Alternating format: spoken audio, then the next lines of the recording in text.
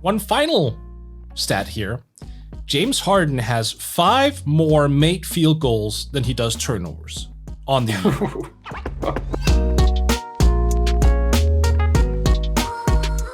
Joining me today is someone who is also being hampered by the NBA's new foul rules. Morten Jensen, how's it going? It's going well. How exactly am I being hampered? Just like James Harden, Mort. You used to grift your way to success, and now that the NBA has changed its rules, you've had to adjust on the fly. Yeah, and just like James Harden, I'm carrying at least a couple extra pounds as well. Right. Yeah, the freshman 15, the training camp 15 that you're still working off of. Yeah. That's probably 150, but sure. Okay. I was trying to be charitable. It's almost Christmas time. Let's start more with James Harden, because Tom Haberstroh of the Meadowlark Media Group tweeted out this stat earlier today, which I just thought really speaks volumes about what's gone wrong for Harden so far this season. First 5 games of the season, he's had 4 free throw attempts, 4 free throw attempts, 1 free throw attempt, 3 free throw attempts, and 3 free throw attempts. According to Haberstroh, it is the first time he's gone 5 straight games with fewer than 5 free throws since March 2011. And then he said when he looked like this, and tweeted a picture of James Harden looking a lot, much like we all did, looking a lot better in his early 20s than in his late 20s or late 30s. So, is it as simple as the NBA changed its rules? There was a clip from the Nets Heat game last night where Harden was clearly trying, I think it was Bam Adebayo, who was clearly trying to hook his arm, and the refs just haven't fallen for it. The grifting that he used to get away with that made him one of the league's most prolific free throw shooters, the NBA sought to address that this offseason, and so far they have been a lot less generous with that specific type of call. Yeah, I mean, it's part of it. I don't want to go all the way around saying, James Harden is a grifter, like the rule changes is going to completely annihilate his relevance as an NBA player, because I don't think that's true. Mm-hmm. He's still playing his way into shape. I think he was also coming off of injuries. Last year he had, what was it? But he was in and out. The hamstring, right? Yeah. He had a lot going on there. So I think for him, you can also see it on the weight, right? Like he hasn't really been getting in the reps necessarily because he's been rehabbing. So I think this is a question of him just getting acclimated to the new rules, or new rules, just a more relaxed whistle from the ref, and as well as just getting into shape. But I mean, I'm also not going to downplay it, because he's been really hunting those opportunities for years, and now that whistle is not blowing for him. And I don't think those calls are ever coming back, so he will need to adjust. Do I think we're going to see the same James Harden as before? Maybe not. Maybe a slightly diminished version, to be honest with you, which is still a damn good player, but it's not necessarily the James Harden of old. Like, I don't think we'll ever see him averaging 36 again. Let's just put it that way. Right. And yeah, he did say after the game last night, he cited the hamstring injury. He said that he had no opportunities to play pickup this summer. Everything was rehabbed for 3 months from a grade 2 injury that happened 3 times in one season. So this is my 5th game of just trying to play with competition against somebody else. As much as I want to rush the process and be back to hooping and killing, have to take your time. So yes, I think the hamstring injury, whether he's fully healthy or he's still working his way back from that, or just, as you said, kind of working his way back into game shape, and didn't have the typical off season that he would have liked to have. Only James Harden and the Nets medical staff can answer that question. I'm sure James Harden will figure out this new landscape. It's only 5 games, so I don't think he's suddenly going to turn into late career Monta Ellis or anything like that. He's still going to be a superstar once he gets back up to speed. But as you said, the days of him being a 30 plus point per game scorer will be more challenging given this rule change, because it is designed to affect players like him who try to initiate contact in an unnatural manner to generate as many free throws as he did. And now, I mean, I forget who was pointing this out. I think it may have been Mike Prada or Dave Dufour maybe on Twitter earlier, where they're saying, you know, like Harden is getting his dribble ripped more often this year now because guys aren't afraid or as afraid of these BS calls where, you know, he feels that contact and he can rip through. Well, they're not going to call that anymore. So guys could, you know, you're less scared of getting your hand stuck in the cookie jar. Right. So, you know, how Harden adjusts to this rule change is going to be really interesting. And we can, you know, go raise this up a level because Harden's struggles have contributed in part to the Nets' struggles. Like the Nets going into the season were overwhelming title favorites. The Brooklyn Nets are 2-3. I mean, the season, it doesn't end a week into it, thankfully, but right now they are not in the top 8 of the East. So obviously part of it is Harden. Part of it is them not having Kyrie Irving. Now, KD has looked phenomenal, but otherwise, like, this is not the start of the season that they imagined. So how concerned should we be about Harden in particular and the Nets as a whole moving forward? Yeah, I think there is cause for slight concern. I'm not at that point where I'm out on them and where I'm going, you know, they're not going to be a legitimate contender, because I think when you have James Harden and Kevin Durant, you are more or less going to assure yourself a certain place within the top tier teams. Now, will I say that they should be like super duper favorites, if you catch my drift, like clear cut favorites that should have the number 1 title odds and all that? No. But I also even didn't believe that with Kyrie, because, you know, since they got together, Brian, you know, I've been lukewarm on the Nets. You know that. I have not bought into I have not drank the Kool-Aid. That's what you call it.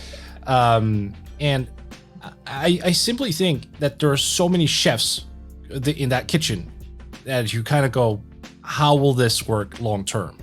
Like, because they're all shot hungry, they all want the ball in their hands. And I think people kind of just ignore Joe Harris as, oh, he's someone who can just feed off of everyone else, which, yes, but he's also a guy who's definitely looking to get involved shot-wise. Like, he is not going to settle for 2 or 3 3-pointers per game. Like, he is a guy who you need to give the ball to, and so he can get up shots. And I wonder if the balance has shifted a little bit, where offensively they just have so many weapons that they still need to figure out, and the defense is where the concern is. Like, maybe it's a question of them having actually to create some roster balance at the trade deadline. I would feel more optimistic about that moving forward if they at least got some more defensively oriented depth. Yeah, I mean, Joe Harris right now is also shooting 33.9% from the field. So not helping the situation, yes. Like, only 5 games. I'm not going to say that's going to be the trend moving forward. He's shooting better from 3-point range. He's 37.5% from 3 on 8 attempts per game, which is not what you pay Joe Harris the type of money that you're paying him for. Like, you want him in the lower to mid 40s, but you know, 37.5 is okay. It's just his 2-point field goal percentage, 25% on 3.2 attempts per game. So, no, he is also carrying over the struggles that he had during that Nets series. I mean, you know, one of the big concerns right now, I'm just basing this off of Basketball References stats, but they're 29th in offensive rating, which is just not something that you would ever have expected to say about a Brooklyn Nets team. Forget that they don't have Kyrie Irving. They still have Kevin Durant and James Harden, who are widely considered 2 of the best 5, best 6, wherever you put Harden, like 2 top 10 players. And you know that their defense is not going to be elite. It's like, you know, hope to be league average and hope that our offense is top 5, and that will get us through the finish line. You know, a lot of this, of course, is not having Kyrie and figuring out how to run the offense. Like, Patty Mills has been very good for them. He has, you know, as good as advertised in terms of an off-season pickup, shooting almost 52% from deep on 6.2 attempts per game. So that's one thing that's working well for them. But as you said, they have, you know, kind of this weird logjam with bigs, you know, Blake Griffin, LaMarcus Aldridge, Paul Millsap, Nick Claxton, even James Johnson. Yep. You prefer to have like the Jeff Green type would be more ideal that they had last year to be that. I mean, you're always the one bringing the Jeff Green love, and I'm always the one to dismiss it. But in this instance, you're absolutely right. He was really good for them last year. He was just a nice, versatile piece for them. Yep. So, like ultimately, I'm not that concerned about Harden or the Nets. Harden's going to figure out the free throw thing as he gets more into game shape. I'm sure he'll resemble, the version that we used to see, although perhaps a slightly lesser. I don't know how many times we could say it this year, but Kyrie, I don't think this situation is getting resolved anytime soon, but we'll see where we are in January. Maybe New York removes the vaccine mandate by then and they don't have to worry about it. The real crunch time for the Nets won't come until the trade deadline. If there is, no hope if New York City says we have put this mandate in place and we are not revoking it for the rest of 2022. Right. And we get to the trade deadline and Kyrie's okay, I'm still not getting the shot.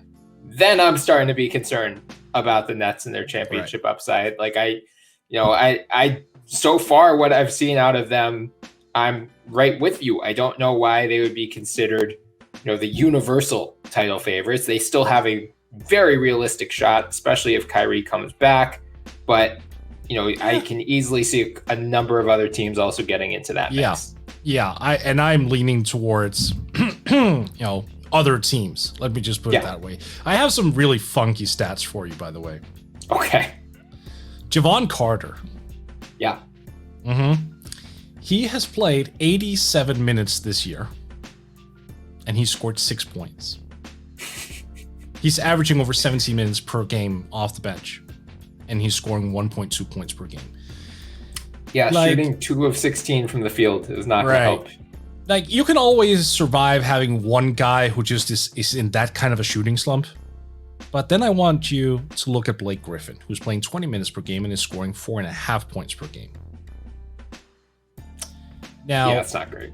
That is not great. And then one final stat here. James Harden has 5 more made field goals than he does turnovers on the year. Is he trying to channel his former teammate, Russell Westbrook? Oh, yeah. Oh, we'll get to it. We'll get to Russell Westbrook. But my point is here, those are just enormous odds to go up against. If you have 3 guys on your roster getting that kind of minutes who are just not producing offensively to that extent that they should, you are suddenly playing catch up. I mean, that's why Kevin Durant right now is forced to average almost 30 per game. I mean, he has to take over the offense, and he's done so far. But I mean, can you realistically ask him to do this continuously? I mean, again, I don't want to harp on this, but he didn't play a ton of games last year after coming off the Achilles tear. I still feel somewhere in the back of my mind that they're tempting fate a little bit here. Which I don't think necessarily is a good idea. So I'm nervous, but not to the extent that I'm, pushing the panic button.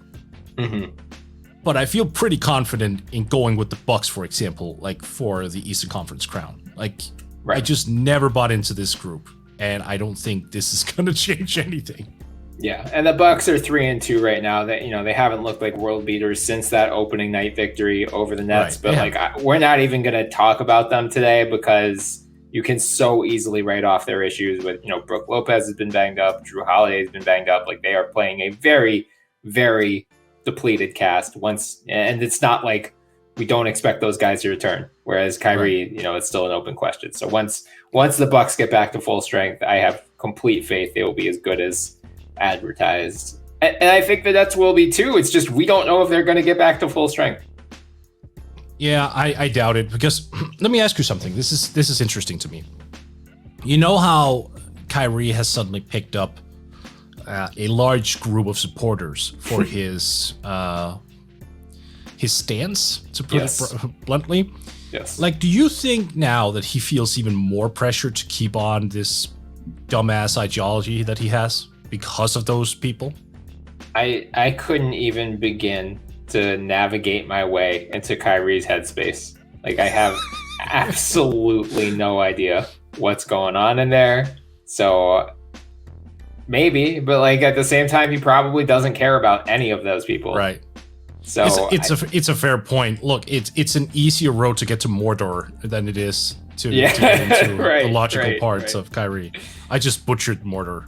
I can't even say that. God damn it. All right. I never tried saying that out loud. I realized I can't. That's amazing. Okay.